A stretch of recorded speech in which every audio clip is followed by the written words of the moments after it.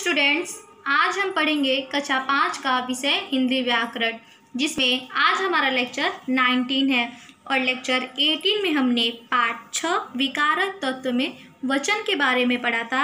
आज हम कारक के बारे में पढ़ेंगे और समझेंगे। तो कारक किसे कहते हैं? तो संज्ञा और सर्वनाम शब्दों का क्रिया के साथ संबंध जोड़ने वाला शब्द कारक कहलाता है। तो चलिए, शब्दों को केवल एक साथ लिखने से वाक्य नहीं बनता है और न ही शब्द समूहों का अर्थ स्पष्ट होता है। जैसे यहाँ पे आप कुछ देख सकते हैं, कारक रहित वाक्य दिया हुआ है। तो चलिए पढ़ते हैं। पिंकी हाथ कांच गिलास गिर गया। तो इसका अर्थ स्पष्ट नहीं हो रहा है। तो क्या होगा यहाँ पे? पिंकी के हाथ से कांच का गिलास गिर गया। दूसरा, पिताजी माँ बुलाया। तो यहाँ होगा पिताजी ने माँ को बुलाया।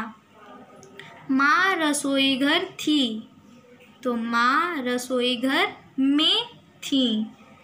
दादी माँ चिंटू खिलौने लाई। तो यहाँ हो जाएगा हमारा दादी माँ ने चिंटू के लिए खिलौने लाई। तो अब ऐसे ही कुछ आपको उदाहरण हम कॉपी में दिखाते हैं।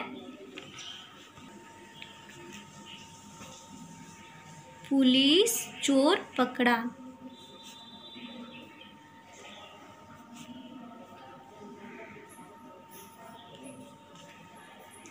तो ये हमारा क्या है? तो कारक रहित वाक्य है।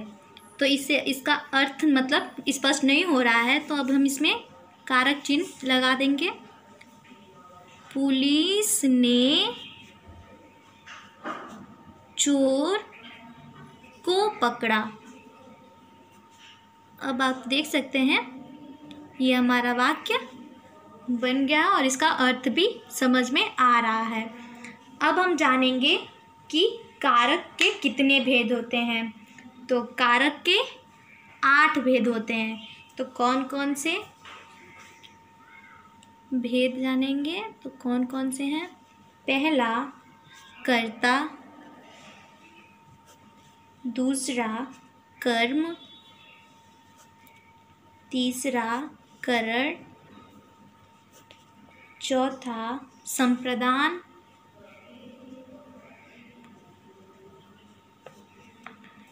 पांचवा, अपादान। छठवा, संबंध। सातवां, अधिकरण।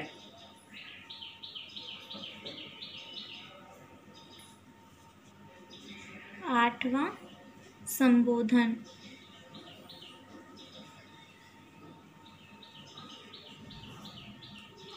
तो सबसे पहले हम कर्ता के बारे में पढ़ेंगे। तो कर्ता का विभक्ति चिन्ह होता है हमारा ने। ठीक है, तो अब चलिए कर्ता के बारे में जानते हैं। पहला ये हमारा, तो संज्ञा या सर्वनाम के जिस रूप से क्रिया के करने वाले का बोध होता है उसे कर्ता कारक कहते हैं। जैसे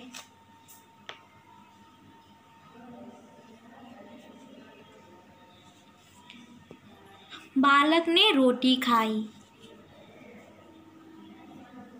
बालक ने रोटी खाई।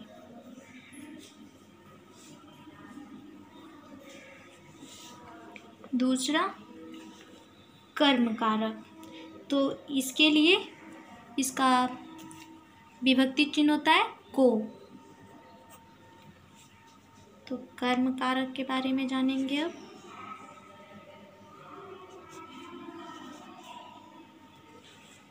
तो जिस शब्द पर क्रिया के कार्य का प्रभाव पड़े उसे कर्म कारक कहते हैं। जैसे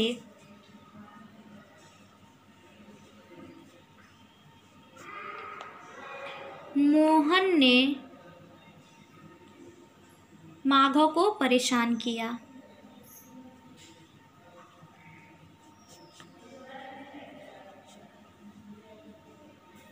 माधव को परेशान किया।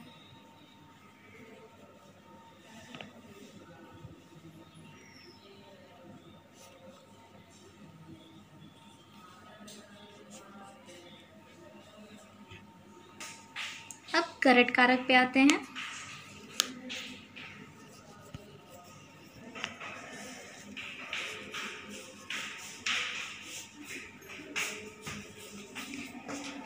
इसका विभक्ति चिन्ह होता है से, के, द्वारा, के साथ।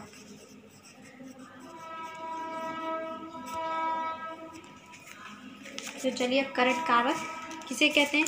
तो संज्ञा, सर्वनाम आदि शब्दों के जिस रूप से क्रिया के साधन का बोध हो, अर्थात जिस साधन से कर्ता कार्य करता है, उसे करट कारक कहते हैं। जैसे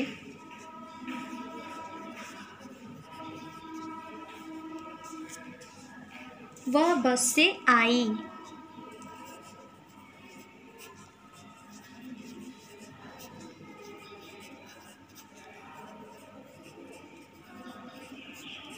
इसका दूसरा भी बता, दर्जी कैंची से कपड़े काटता है।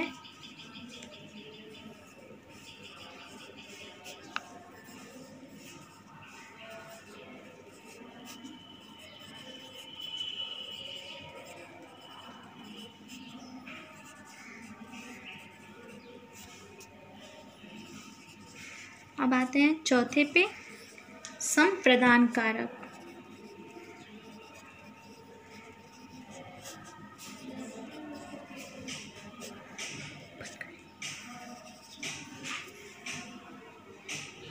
तो संप्रदान कारक का विभक्ति चिन्ह होता है को, के लिए। तो चलिए अब जानते हैं संप्रदान कारक के बारे में। तो संप्रदान का अर्थ है देना, जिसके लिए कर्ता कुछ करता है या कुछ देता है, उसे संप्रदान कारक कहते हैं। जैसे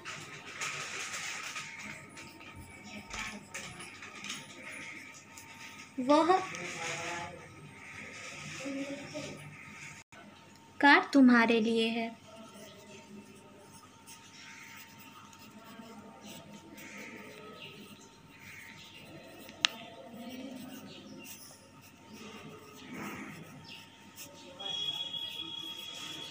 अब आते हैं पांचवें पे, आपादान कारक। तो अब इसका हम विभक्ति चिन्ह देखते हैं कि क्या है। तो आपादान कारक का विभक्ति चिन्ह होता है से।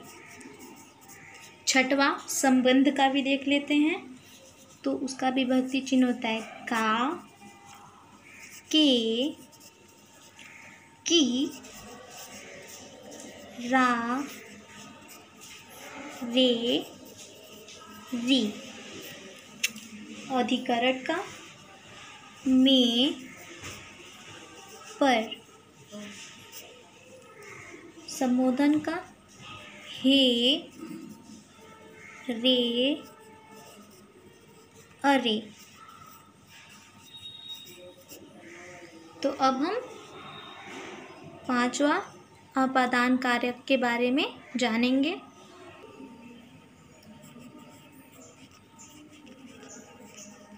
आपादान कारक किसे कहते हैं?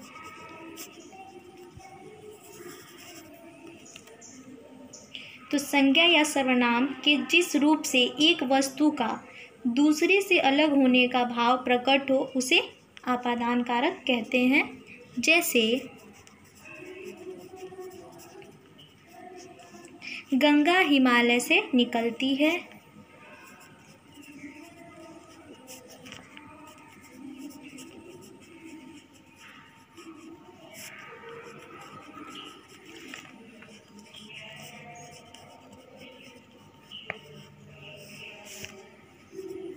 निकलती है। अब छठवें पे आते हैं, संबंध कारक।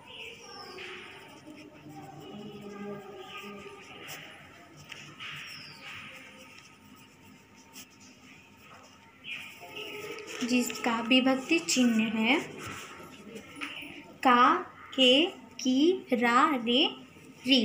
तो संबंध कारक किसे कहते हैं? तो शब्द के जिस रूप से एक वस्तु का दूसरे से संबंध ज्ञात हो उसे संबंध कारक कहते हैं। जैसे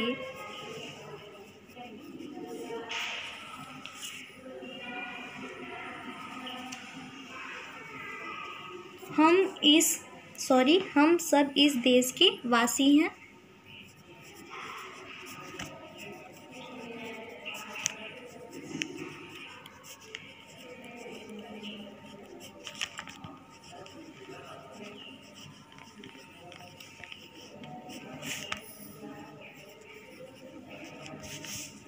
सातवें पे आते हैं अधिकरण कारक।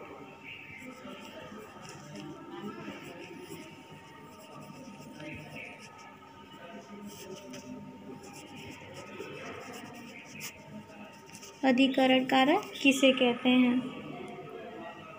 शब्द के जिस रूप से क्रिया के आधार का बोध हो उसे अधिकरण कारक कहते हैं। जैसे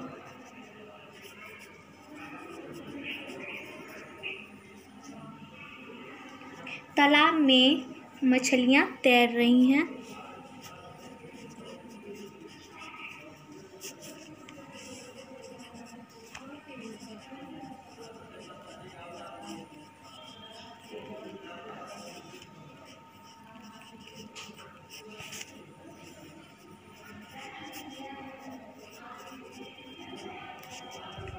आठवां संबोधन कारक।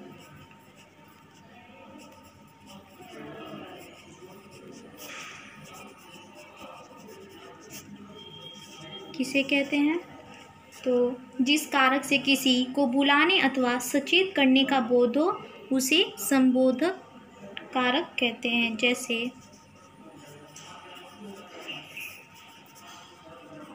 अरे वत्स तुम कब आए?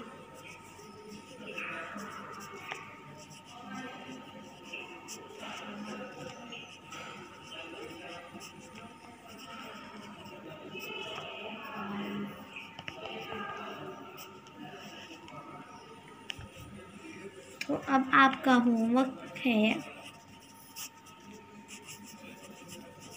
Read chapter 6। आज हमने कारक के बारे में पढ़ा, तो आप भी चैप्टर 6 को रीड करेंगे और समझेंगे। आज की क्लास हमारी यहीं ओवर हो रही है। Thank you.